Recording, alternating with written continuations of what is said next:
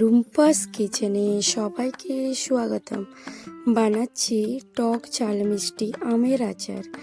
আমগুলো প্রথম ধুয়ে পরিষ্কার করে আমি আমগুলো কেটে নেব।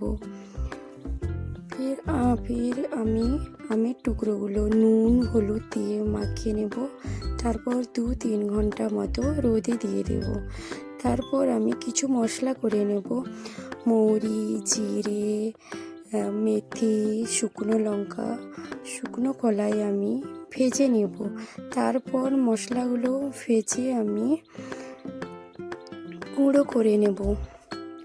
তারপর কড়াই বসিয়ে কড়াই গরম হয়ে গেলে পরিমাণ মতন সর্ষের তেল দিয়ে দেব। সর্ষের তেল গরম হয়ে গেলে কালো জিরে ফোড়ন দিয়ে দেব। কালো জিরে ফোড়ন দেওয়ার পর আমের টুকরোগুলো আমি দিয়ে দেব।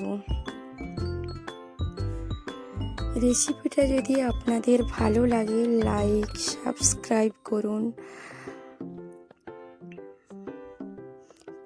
প্লিজ লাইক সাবস্ক্রাইব করুন। তারপর আমি কিছুক্ষণ নাড়াচাড়া করে লবণ দিয়ে দেব। তারপর আমি ভাজা মশলাটা পরিমাণ মতো দিয়ে দেব।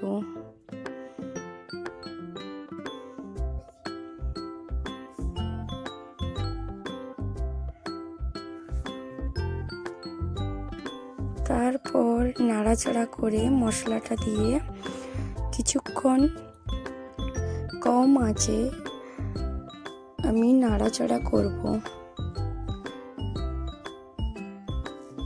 নাড়াচাড়া হয়ে গেলে তারপর পরিমাণ মতো আমি চিনি দিয়ে দেব। চিনি দিয়ে আমি কিছুক্ষণ নাড়াচাড়া করে